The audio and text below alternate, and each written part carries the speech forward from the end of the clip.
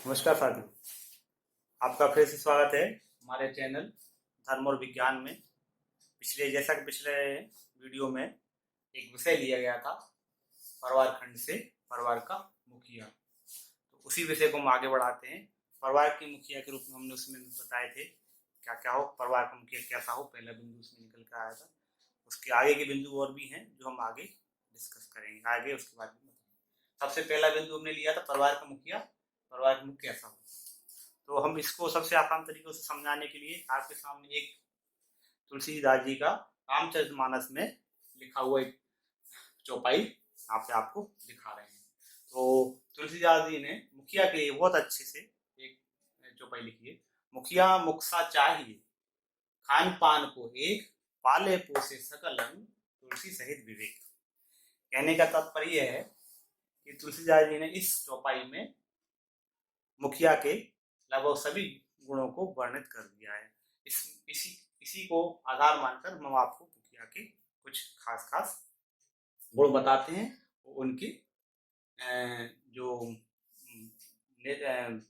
गुण हैं, उनकी नीतियां हैं, उनके बारे में हम आपकी चर्चा करते हैं। तो सबसे पहले मुखिया मुखसा चाहिए, खान पान को एक, पाले पोसे सकल अंग, तुलसी से विवेक। तो इसमें मुख से तुलना की गई है। मुख का तात्पर्य है जैसे शरीर में मुख होता है, खाना हम खाते हैं, मतलब भोजन हम मुख से करते हैं, लेकिन वो मुख अपने पास नहीं रखता है। मुख पेट को देता है, पेट पचाता है, पचा के उसको आगे बढ़ा देता है और उस आगे जाके वो रक्त बन जाता है और सारे शरीर का पालन पोषण करता है। तो ये मुखिया का स्वरूप, इसलिए मुख से तुलना की गई। अब इसको हम कैसे ले सकते हैं। मुखिया सबसे पहले तो ये देखें कि मुखिया घर में कौन होता है। तो घर में मुखिया या तो कमाने वाला, जो आय का स्रोत होता है, परिवार के मुख्य आय का स्रोत होता है, वो मुखिया, एक तो वो मुखिया होता है।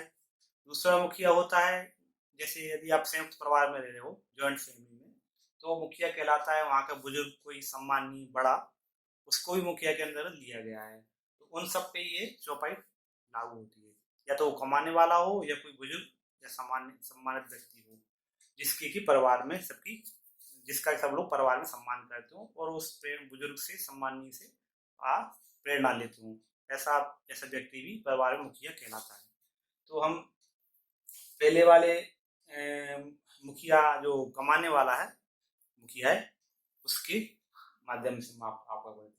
तो कमाने वाले मुखिया को क्या करना चाहिए। मुख की तरह हम, मुख की उपमा क्यों दी गई है, जैसे कमाने वाले व्यक्ति एक है और खाने वाले परिवार में और भी बहुत से लोग होते हैं। तो यहाँ कमाने वाले व्यक्ति को ये देखना पड़ता है कि उसके जो आश्रित व्यक्ति हैं, चाहे छोटा छोटा हो, बड़ा हो, बुजुर्ग हो, बीमार हो, स्वस्थ हो, तो सबके लिए वो घर का आय का साधन जुटाता है, मतलब आजीविका का साधन जुटाता है। तो आजीविका का साधन जुटाने की वजह से वो मुखिया कहलाया। लेकिन खाली आजीविका ही कमा रहा है तो ही मुखिया कहलाने लायक है, ये अपन कैसे समझें। आजीविका ला रहा है, घर में पैसा कमा के ला रहा है, लेकिन मुखिया के लक्षण उसमें क्या होने चाहिए, मुखिया होने चाहिए कि उस पैसे का सही से उपयोग करे, पैसे को बराबर सभी के परिवार के सारे सदस्यों के पालन में बराबर का हिस्सेदार वो बनना चाहिए। ऐसा नहीं हो कि उसका पैसा कमा तो रहा है लेकिन वो गलत खर्च कर रहा हो, परिवार में जाके कहीं और खर्च कर रहा हो या फिर कहीं व्यसनों में खर्च कर रहा हो। तो ऐसा व्यक्ति भी मुखिया कहलाने लायक नहीं है, जो कमाता तो है लेकिन दूसरे व्यसनों में खर्च कर देता है, शौक मौज में उड़ा देता है। तो वो मुखिया कमाने वाला है लेकिन मुखिया कहलाने की पात्र नहीं है। इसी तरह घर में बुजुर्ग जो सम्मानीय व्यक्ति है, परिवार में है, जॉइंट फैमिली में घर में परिवार रहते हैं, दादा दादी नाना नानी जो भी होते हैं, तो वो मुखिया कहला सकते हैं, नहीं कहला सकते। उसकी स्थिति यही है कि उस व्यक्ति ने अपनी, जब उसकी कमाने की आय, आजीविका अर्जन का समय था, उस समय उनने अपने दायित्व पूरे पाले या नहीं पाले, मुखिया तभी वो मुखिया का उत्तरदायित्व तभी हो सकता है। और इसके बाद परिवार के दूसरे जन उस बुजुर्ग और सम्मानीय व्यक्ति की सम्मान बराबर करते हैं या उनसे कुछ प्रेरणा लेते हैं। यदि बुजुर्ग व्यक्ति हो कोई सम्मानी ना हो, दुर्गुणी हो, व्यसनी हो, तब भी वही स्थिति होती है जो कमाने वाले के साथ होती है। तो उस व्यक्ति की भी लोग घर में बुजुर्ग हुआ है लेकिन उसका सम्मान नहीं करेंगे, तो वो व्यक्ति भी मुखिया कहलाने लायक नहीं हो सकता है, क्योंकि उसने अपनी जिम्मेदारियों का निर्वहन सही से नहीं किया परिवार में। तो वो बुजुर्ग है, आदरणीय है, सम्माननीय है, मानते हैं उसको, सम्मान मिलना चाहिए, आदर मिलना चाहिए, लेकिन मुखिया की कैटेगरी में वो नहीं आएगा। तो ऐसे व्यक्ति यदि कुछ एक हद तक दुर्गुणी है, व्यसनी है, तो लोग बाग उनको एक एक्सेप्ट कर लेते परिवार में, उसको जगह स्थान देते। लेकिन यदि कोई परिवार का बुजुर्ग मुखिया यदि उसके दुर्गुण ज़्यादा हैं, उनके सम्मान से, उनके किए हुए कामों से ज़्यादा प्रभाव कर रहे हैं, तो फिर उसका सम्मान भी चला जाता है। मुखियापन तो गया, मुखिया का दायित्व तो उससे छिन गया, लेकिन उसका सम्मान और आदर भी चला जाता है। तो इसी तरह मुखिया बुजुर्ग हो या कमाने वाला हो, सबसे पहला उसका उत्तरदायित्व यही है, मतलब सबसे पहली उसकी पहचान यही है कि वो पूरे परिवार के भरण पोषण के लिए, लालन पालन के लिए बराबर समय दे रहा है, बराबर पैसा दे रहा है, और परिवार के सारे सदस्यों के साथ एक समान व्यवहार कर रहा है, बच्चा हो, बड़ा हो, बूढ़ा हो, बीमार।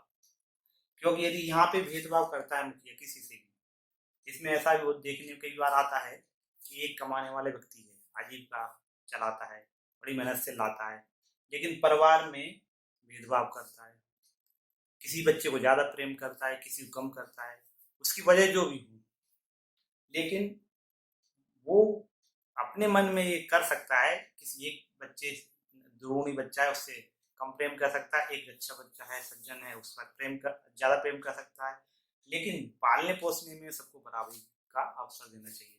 पालने पोसने में, शिक्षा व्यवस्था में, रहन सहन में, और इन सारी बातों में उसको बराबर करना चाहिए। हाँ, आप मन में आप रख सकते हैं, मन में आप किसी भी व्यक्ति को कम ज़्यादा प्रेम कर सकते हैं, लेकिन आपको प्रदर्शन में आपको ऐसा ही दिखाना पड़ेगा, मुखिया को खासकर, कि हम सबको एक जैसा प्रेम करते हैं। नहीं तो क्या है, वहाँ परिवार की दूसरी समस्याएं खड़ी हो जाती हैं। तो क्या हुआ परिवार का मुखिया का, कि परिवार में ऊंच नीच होती है, कोई छोटे बड़े होते हैं परिवार में, बच्चे कुछ ऐसे होते हैं जो बात मानते हैं, कुछ बच्चे ऐसे होते हैं जो नहीं मानते हैं। तो पालन पोषण सबका करना है, प्रेम भी सबको बराबर देने की कोशिश करना है। नहीं तो आप प्रेम करें कम ज़्यादा, अपने मन में रखें, चलेगा, लेकिन जब आप उनको प्रदर्शित करेंगे सामने किसी भी व्यक्ति के, परिवार के सदस्यों के बीच में, तो वहाँ पे भेदभाव, आप परिवार में भेदभाव पड़ेगा, वो परिवार में सिर्फ फूट फूट पड़ने की संभावना रहती है। तो मुखिया को सबसे पहले यही ऐसे ही स्वभाव वाला होना चाहिए, तो मुख के जैसा, कि खाने दिखाने के लिए खाता है मुख। मुख का काम क्या है, खाने, देखने में तो आता है कि मुख खा रहा है, सारा खाना मुख के लिए ही है, लेकिन नहीं, ऐसा नहीं होता। मुख खाता है, किसके लिए खाता है, इसलिए कि वो पेट में जाके आसानी आसानी से पच जाए। तो किसकी सहायता कर रहा है, वो पेट की, क्योंकि यदि मुख चबाएगा नहीं तो पेट में पचेगा नहीं, पेट में पचेगा नहीं तो दूसरे रक्त और मांस बनने में समस्या आएगी, खाना सड़ेगा, बीमारियां होंगी, तो सारा शरीर में समस्या पैदा हो जाएगी। ऐसी ऐसी मुखिया का भी है, कि मुखिया देखने के लिए कमा रहा है, लेकिन कमा सिर्फ अपने लिए नहीं रहा है, सारे परिवार के लिए कमा रहा है, सारे परिवार सदस्य कमा रहा है। तो उसका भाव ये होना चाहिए, सिर्फ मैं कमा रहा हूँ, मेरा ये उत्तरदायित्व है, लेकिन मैं ये अधिकार क्षेत्र नहीं, ये जिम्मेदारी है कमाना, अधिकार क्षेत्र सारे हक सारे परिवार के बच्चों का, सबका है। तो मुखिया की पहली यही विशेषता हुई, मुखिया कैसा होना चाहिए, मुखसा होना चाहिए, खान पान को एक, खाने पीने में एक समान दिखता हो, या इसका ये भी अर्थ निकाल सकते हैं कि सभी को खाने पीने के लिए एक जैसा व्यवहार करे। ऐसे नहीं एक को खीर दे, एक को एक को सूखे चावल दे, और एक को रोटी चुपड़ी दे, एक को सूखी रोटी दे, वो चीज नहीं, हो सबको एक जैसा करना है। पाले पोष सकलन, इसका मतलब ये है जैसे खाना, मुख खाता खाना है, लेकिन सभी अंगों को एक साथ पालता है, अकेले खुद को नहीं पालता मुख, सारे अंगों को उससे पालन होता है। तो तुलसी सहित विवेक, ये सबसे लास्ट लाइन है, तुलसी सहित विवेक। इसमें ज़्यादा जोर दिया गया है। तुलसी सहित विवेक, मुखिया कमा रहा है, सबको खाने पीने को एक भी दे रहा है, सभी सभी का पालन भी बराबर कर रहा है, लेकिन उसमें विवेक के साथ होना चाहिए। यहाँ पे कई बार चूक हो जाती है। क्या होता है, हम सब कुछ ठीक करते हैं, सारा व्यवस्था सही बनाते हैं, लेकिन फिर भी कभी कभी ऐसी अविवेक वाली बात कर देते हैं जो बच्चों को, परिवार में किसी की, बुजुर्ग को, किसी को भी ठेस पहुंचाने वाले होते हैं।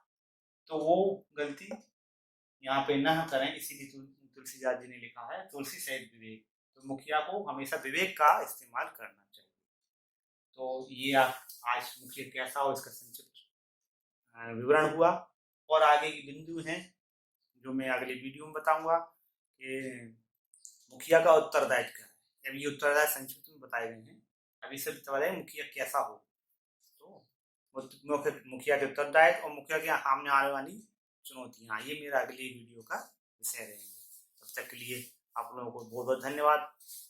मेरा चैनल देखते रहिए, वीडियो पसंद आए लाइक करिए, दूसरों से करवाइए। धन्यवाद। जय हिंद, जय भारत, वंदे मातरम।